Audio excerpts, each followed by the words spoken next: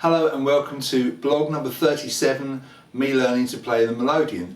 It's funny how fate leads you to learn a particular tune. The tune I'm featuring in today's blog, I call it When the Boat Comes In. Some people call it Dance to Your Daddy. It's an old Northumbrian fishing song, folk song. So I've been following Lester Bailey's Tune a Day blog on the internet. Lester is a very experienced Melodeon player and restorer in this country, in the UK. He's been working on this project where he's recorded a different tune for every single day of the year. He's nearing the end of the first year as I'm recording this blog today. And one of the tunes that he played recently was this tune. He calls it Dance to Your Daddy.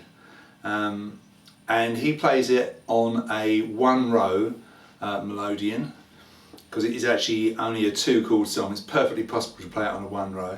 So I tried it on my one row, and then I tried it on a number of other boxes that I own, including a chromatic button accordion. But as you can see, I've ended up playing it on my three-row GCF. The Melodeon I'm going to use in this blog is the Hohner Extreme 3N, which is basically a Hohner Corona. It's like a posh Hohner Corona. And it's in the keys of G, C and F. I play this tune in the key of G. The other thing that led me to this tune is a charity project which has been instigated by a good friend of mine called Jane Dolby.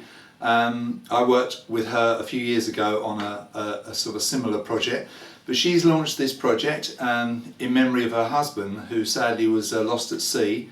He was a fisherman, didn't come back one day after a fishing trip, and his body wasn't found for 8 months. And she had a bit of a nightmare with various things concerning that. So she's kind of formed this choir, and they brought out this brilliant version of When the Boat Comes In, which is kind of intermingled with Eternal Father, you know, the one about for those in peril on the sea. And it's so cleverly done. There's quite a bit of Melodeon in it, and fiddle and piano. Anyway, check it out on the internet, it's brilliant. They've not only recorded this tune but an album of songs as well, and the proceeds will be going to the Fisherman's Mission charity, so it's something really worthwhile. Check out the video, it's very easy to find on the internet, and I think you'll enjoy it. So anyway, When the Boat Comes In, it's a great old tune. I remember the James Bolam TV series from the 70s, and anyway, I'll stop wittering and get on with talking about the tune. I strongly recommend, before you start learning this, to download my music from my website. The address is on the screen, www.daddylonglegs.com, and go to the Melodeon section. You'll be able to download this sheet. And on the second page there's lots of instructions, lots of notes on how to understand my funny old music. It won't suit everyone, but it definitely works well for me, and it's a good way of sharing it all with you. So I'm doing it in the key of G.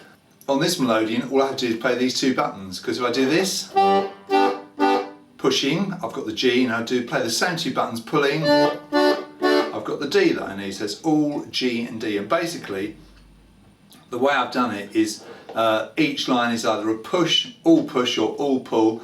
There is one little note you have to be careful of on the fourth line of each of the A and the B parts. So the A part, now the timing is 3/4, so we're going 1 2 3 1 2 3 1 2 3 1 2 3. So each line on my kind of tablature there is one bar of 3 beats, and there's only one line that's got the D chord. That's the second line.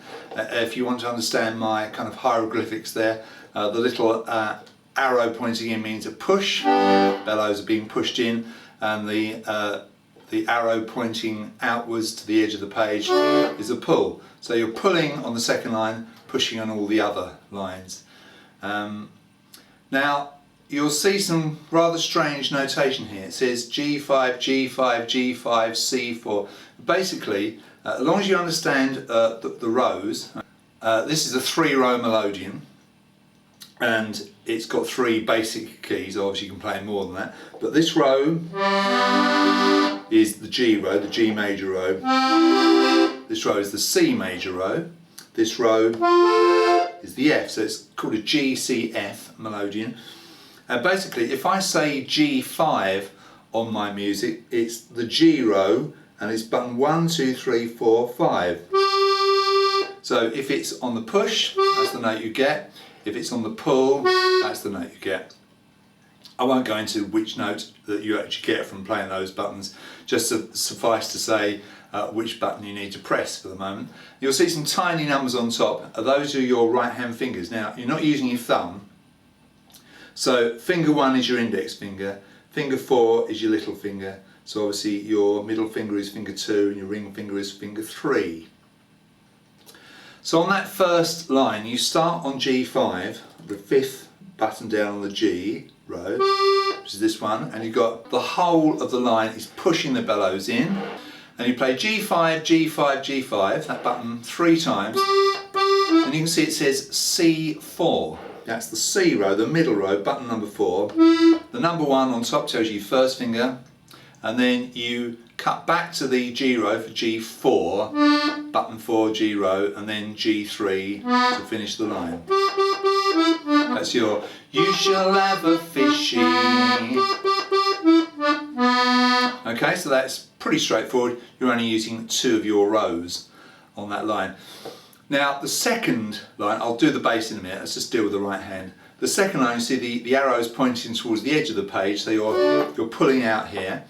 And you're going to use your little finger on G6, the 6th button down from the chin on the G row.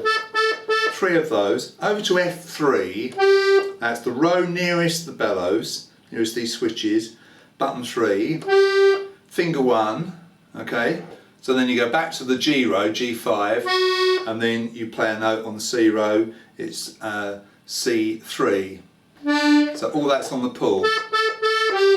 And you see with the way I fingered it, it actually makes a lot of sense. So far you've got this. Then the third line is the same as the first. And the last line of the A part, all on the G row, and it's practically all on the push. Notice that on the word comes, you pull on the G5, so you've got G4 pushing, G5 pushing, and again, and G5 pulling, just a little pull out, and then pushing again, G5, when the bow comes in. Now you can go, if you want to play the whole thing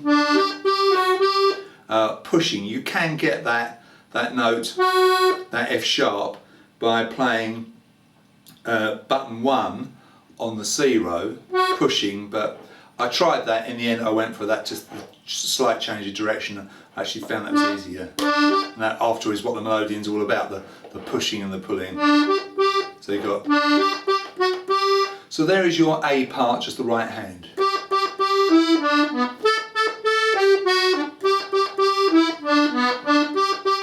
Again.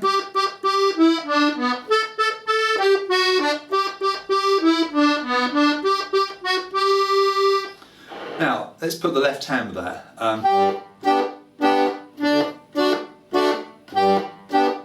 That's all it is.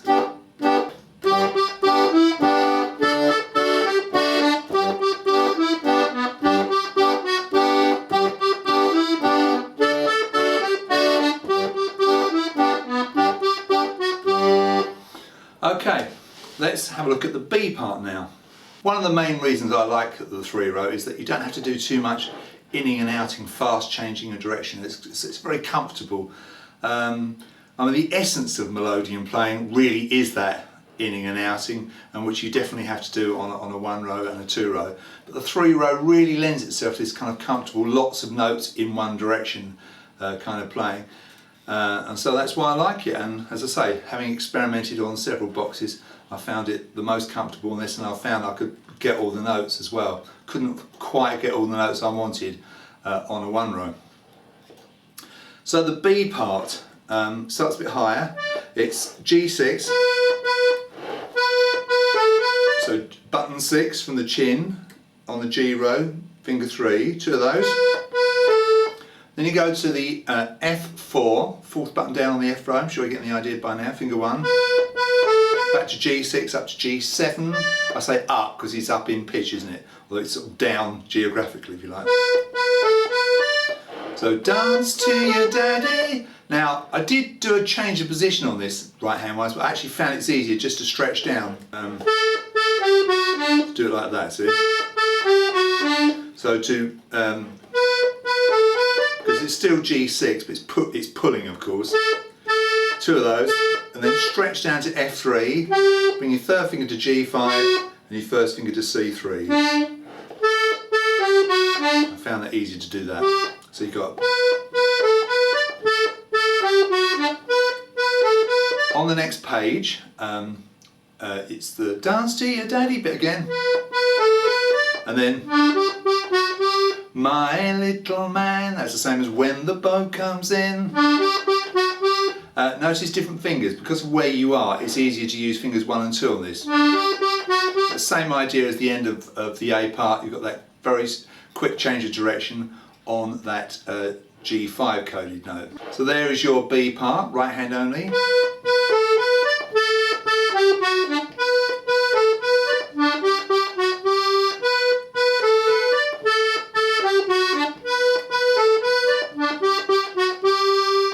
And the left hand is just G, D, and G twice.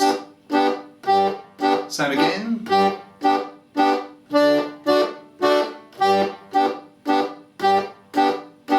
And it's got, obviously it being 3/4, it's the classic pa pa, the 1, 2, 3. So 1 bass note and 2 chords. The bass note, of course, is the second one down from the chin on the outside row.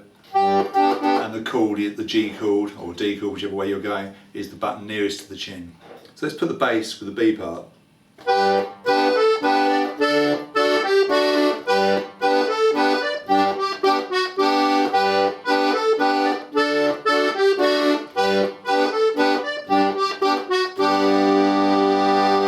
So there we are. It's a really nice little tune, isn't it? And I think it works really well on the 3-row.